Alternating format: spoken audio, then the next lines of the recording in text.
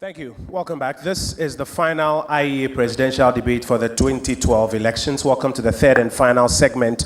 In this segment, we're talking about women, children, and foreign policy. I'll start with you, Mr. Hassan Ayariga of the PNC. Ghana ranks very low on the Gender Equity Index worldwide. How do you plan to change women's poor representation at all levels of governance if you were elected president? Thank you very much.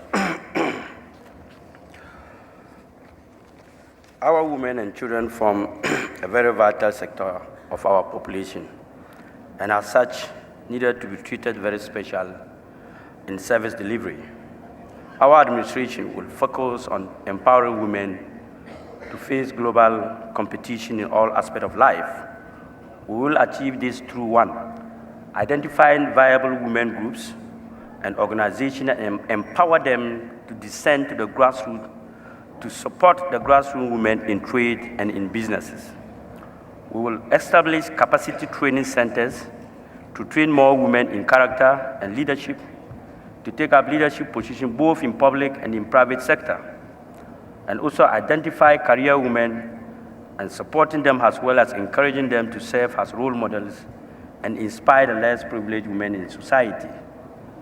We will continue to subsidize the price of sanitary wear so that mothers can afford for their babies, and also expand the LEAP program to cover all single mothers. We will place a 50% reduction for women embarking on Hajj pilgrimage and establish scholarship for brilliant female students from poor homes. Let me make this clear. If the NDC and the MPP are serious about women, they would have made either their presidential or vice presidential candidate a woman. That is why the PNC has done it. This means that a woman will be at the presidency when we go to the castle in 2013. And if God forbid, in any time that anything happened to me, she will be the president of Ghana.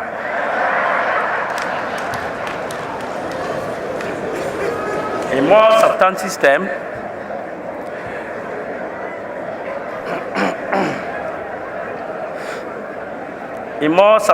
terms, a PNC government will work to ensure that our natural orientation that women are second-class citizens. Women must always assist and support men and not the other way around is change. Without a change in our orientation, all the lofty ideas about women empowerment will go to nothing. Once our orientation is changed, the PNC government will implement affirmative action to ensure that women and men are at par in all things in the country. These measures would include: one, passage and implementation of affirmative action law, ensuring that there is a 50% quota for women in all public appointments, ensuring that local government and national elections stood up, women have half of their candidates for the election that women are supported to effectively. Thank you, Mr. Ayariga. Thank you. Let me go to the MPPs, Nana Akufo-Addo. You have 3 minutes. Once again, thank you, Kojo. We're talking about the majority of our population. 51% of the Ghanaian population are women. So we're talking about a very important subject. I think much as all of us would like to see a woman president one day, I'm hoping that that does not require the premature passing away of my good friend Hassan Ayariga. That is if he's able to win an election, which is also a matter that is out there. But really, the issue, how do we make sure that I think that one thing that we're not going down the road is making statements about quotas. The late president's 40% quota for women went up in smoke, like many of the promises that were made in the 2008 election. But there are critical things that we need to do. We have already made the Convention Against All Forms of Discrimination Against Women and the Beijing Platform part of our domestic, our municipal laws. So comes the question, how do we make sure that its teachings are implemented and enforced? It's a personal matter for me. I have 5 daughters. I don't have a son. I have 5 daughters. So if I don't answer this question well, when I get home tonight, I have a lot of problems. There are many things that we can do. First of all, inside our party structure, I have been, and anybody in the MPP will tell you, a strong advocate of affirmative action inside our party to make sure that as many women as possible, not just stand, but stand in areas where they have a very good chance of winning. Secondly, in one's own personal decision making. When I was Attorney General, for instance, my deputy, whom I asked for, was a woman. My special assistant was a woman. Again, when I went over to the Ministry of Foreign Affairs, my deputy was also a woman. So I have that commitment to working with women. I believe that the critical matter for us, opening up the political space to women and looking for the capable people that we can appoint. But beyond that is the whole question, the critical question of education. Make sure that as many of our women as possible get education, because you educate the woman. Agri told us, you educate a nation. You educate the women, and you know that the next generation of Ghanaians will have the right attitudes and values that will allow them to be able to take up the whole issue of female empowerment in our society. It's a matter of the quality of the commitment that people have to making sure that the gender gap is closed, and that we arrive at a situation of equality across the board in our political and governmental structures. Mr. President? Thank you very much. Let me re-emphasize that women form the majority of our population, and there's no way that we can develop if the majority of our population is left behind. The condition in which African women and women across the globe in the developing world find themselves is a result of years of prejudice and social conditioning. And I'm happy that since Beijing, women have taken up the fight, men have taken up the fight, men who understand why we must stand shoulder to shoulder to move our countries forward, have taken up the fight, and women have made significant progress in terms of, public office, in terms of empowerment, but much remains to be done. And under my presidency, we're going to take bold measures to give space to our mothers and sisters and all women to be able to realize their full potential. The time has come to discard the platitudes and tokenism that we do. I think that firm measures need to be taken. And the challenges women face are the creation of real opportunities, whether they have real opportunities that they can take advantage of. And the second one is economic empowerment. Often the empowerment is with men. But we must recognize that women are in a sector that, if we encourage, would be able to empower them economically. Women dominate the small and medium enterprise sector, especially in commerce. And so if we put investment there, as we are doing, in terms of Maslow loans, in terms of other credit facilities that they are able to turn around, and indeed they have a better record of paying those facilities back. I think that in one stroke, we can increase women's economic empowerment. The problem is also in terms of public office. And I remember under President Mills, he promised 40% women's participation in governance.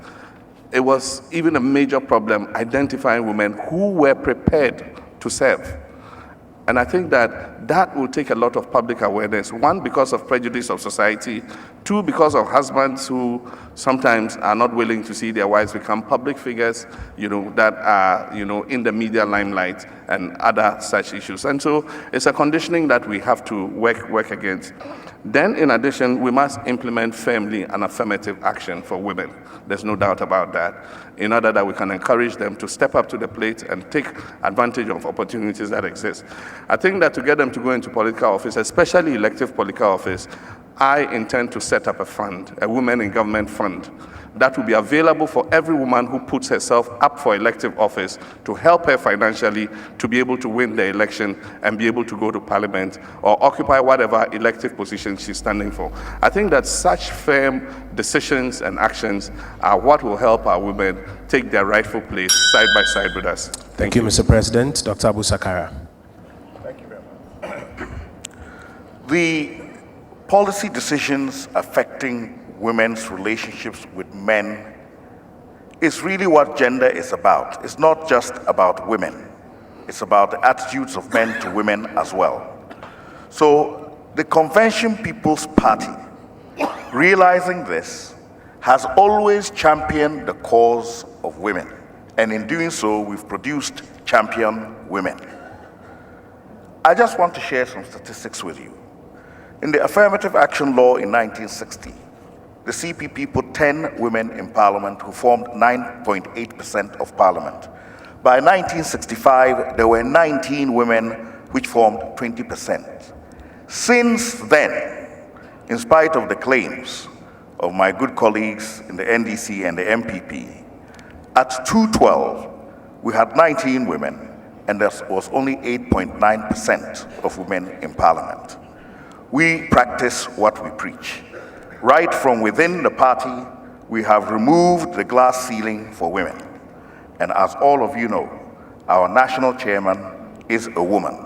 Our first vice national chairman is a woman. Our second national vice chairman is a woman.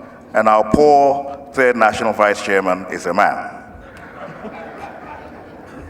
The CPP has set the pace and will continue to do it in government as well, because we believe that gender is about empowering women to have the right relationship with men in policy, in government, at the homes, and in society.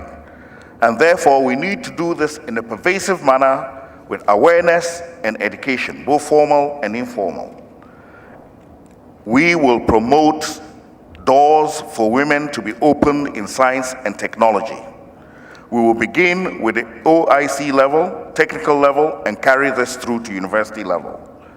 We will ensure that even in our traditional roles, the Queen Mothers also have representation at the national level.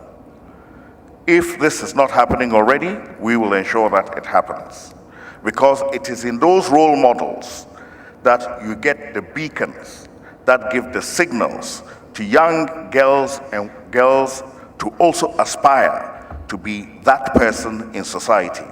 We need to do more of this. But I must take this opportunity to commend Ghanaian women. They have been a beacon of hope for our society.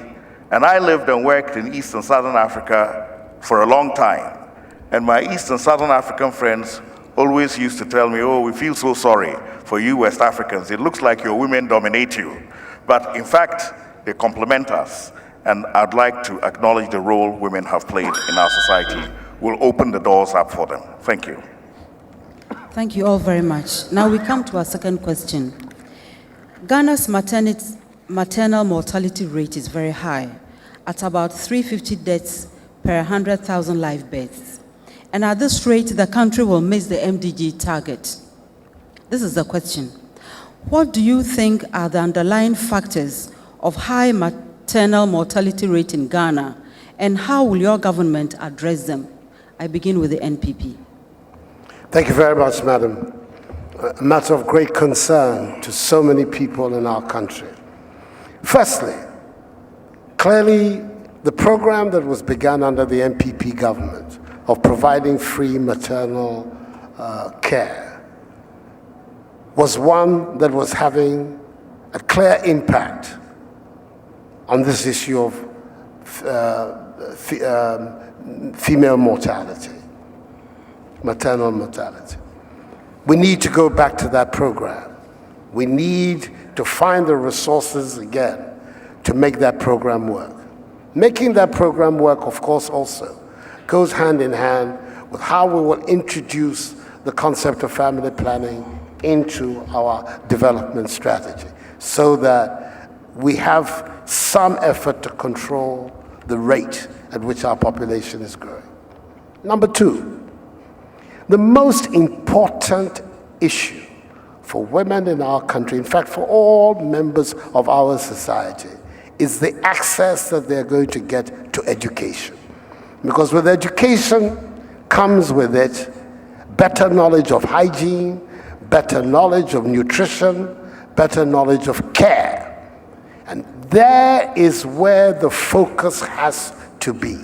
What we need to do to ensure that all our girls are within the education catchment bracket. And that is why the NPP and I are insisting that the whole concept of education in Ghana has to be radically enlarged. Enlarged to make sure that every single child, female, gets into school. This is at the heart of our policy for free secondary high school education. If at the end of the day, we are in a position to bring everybody within the educational system, the benefits of it, medium and long term, are obvious for the development of our society. And there is where we stand, and these are the fundamental thrust of the NPP response to the whole question of maternal mortality. First of all, the funds to keep the program open, make sure that we have a radical commitment to making sure that every single woman, child, gets decent education in our country. That provides us with an opportunity to lessen many of the issues associated with the existence of women in our society. And that is something that we're going to do. That is something that the country wants us to do. And God willing, when we get the chance in December, we're going to do it. Thank you very much. We now move to the NDC, please. First, I think the MDGs are, in terms of maternal mortality, are one of the areas where we are lagging behind. We've made progress on several other MDGs. With regards to maternal mortality, the figures I have seen are closer to about 300 per 100,000 live births. And we need to attain 157 or thereabouts to be able to be in line with the MDGs. A lot of people feel it's hopeless, we can't achieve it. I believe that if we all put our shoulders to the wheel, we can. If it were your mother dying, I think that everybody would want to make sure that no single mother dies out of the basic biological function that God has given them to reproduce humanity. And I think that that is the most cruel death that a human being can live. In order to perpetuate the species, you die in the process. And so we owe it as an obligation to our women to ensure that we reduce maternal deaths to the barest minimum. We've put in a lot of interventions. One basic intervention is access to healthcare in the first place. A woman can be as educated as anything. If she's a teacher and she's in a remote village and there's no hospital, there's no CHIPS compound, she will die in childbirth if there's a complication. And so what we have been doing, and I will continue to do, is to take healthcare to the mothers wherever they are to ensure that they have trained personnel who can monitor them before birth. If the pregnancy is going to be complicated, if the birth is going to be complicated, move the mother to the nearest healthcare facility where she can have a supervised delivery. You notice that where we have supervised delivery,